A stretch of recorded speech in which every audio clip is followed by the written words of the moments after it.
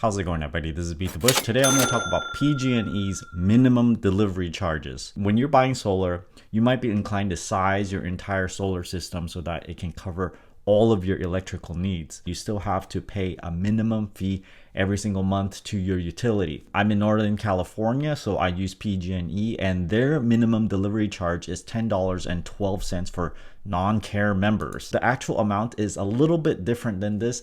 I spent an entire month trying to trigger this minimum delivery charge. So I tried to use only energy from my solar system and also my backup battery. This video is brought to you by Moomoo, the commission-free trading app. You can get 5 free shares of stock just for depositing $100 and a total of 15 free shares for depositing $1,000. Earn 1.5% APY on uninvested cash. Check out my referral link down in the video description below. The way PG&E works is a little bit weird. Sometimes they change the number of days in their billing cycle, so they charge the minimum delivery charge per day.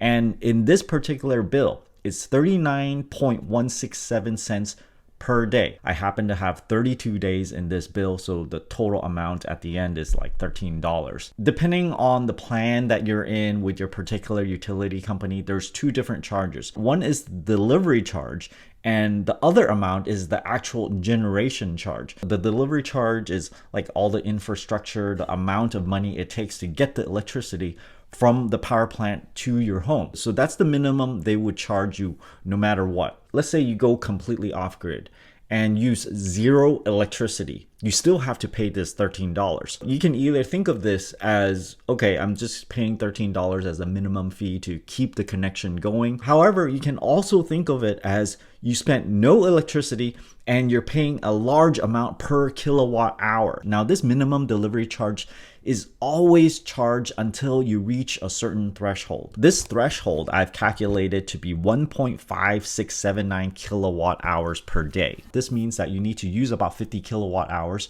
to meet the minimum, and then you no longer need to pay the minimum delivery charge. So do you either use no electricity at all and pay $13, or you use 50 kilowatt hours and pay $22 or so. If you spend 50 kilowatt hours, the per kilowatt hour rate is about 43 cents. Let's say you already have a system that generates too much.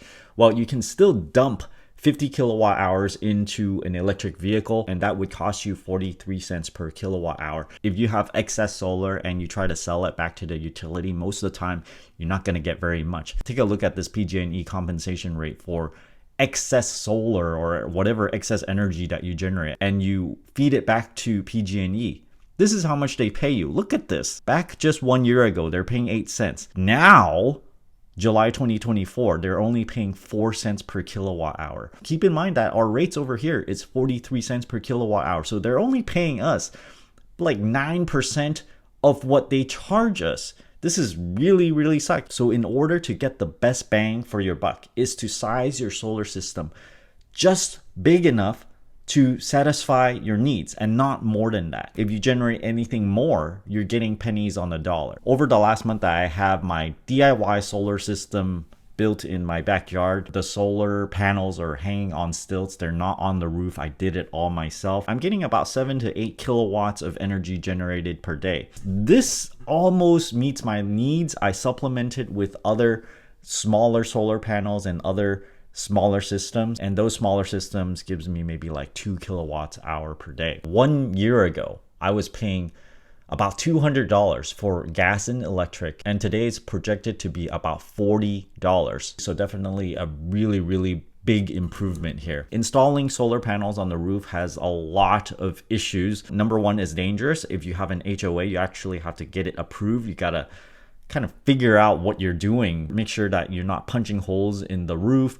Make sure that it doesn't leak. So there are a lot more issues and makes it a lot more difficult to do. The DIY way is if you have enough sun in your yard. I built the solar panels on stilts and put it in the sunniest part of my yard. Although that doesn't get the most sun, I get like 6 hours of sun versus 8 hours per day. It still brings in enough solar to power the whole house. I actually have a little bit extra to charge the car even. I get maybe like 30 extra miles per week that I dump into the car because it's charging my batteries to full. So these Stilts that you're looking at here, they're actually eco-worthy solar panel holders. And I went to Home Depot, added some 2x4s there. It needs a little bit of reinforcement still, but I have these 8 solar panels wired in series going into my 5 kilowatt hybrid inverter. Many people talk about how, oh, these high frequency things is not going to last very long. Yeah, it might be true. The one that I bought is actually like $900, and I think of it more as an experiment. I make up the system and see what happens if I'm going to get a return on my money here. So far, my system has generated 471 kilowatt hours. Without taking into account any kind of losses for charging, it's about $200 worth of electricity. The system being online for about 2.5 months. So I'd say probably $100 generated per month. So every year I'm gonna pay about $1,000 less to PG&E. And in the first year, this would pay for my hybrid inverter already. So if you have solar and you still keep your utility connection and paying a minimum delivery charge, always good to just use a little bit, just so that you don't hit the minimum delivery charges, so that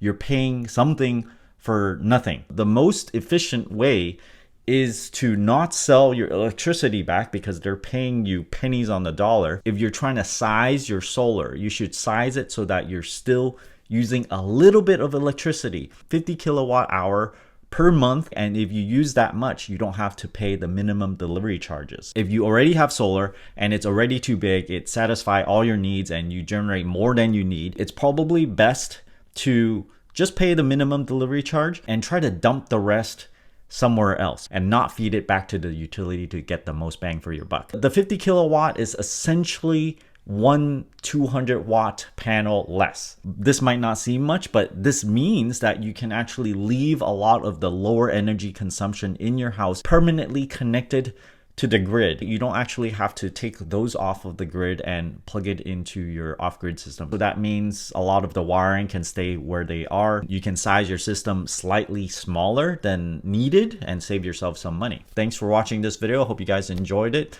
Don't forget to give me a like and subscribe for more.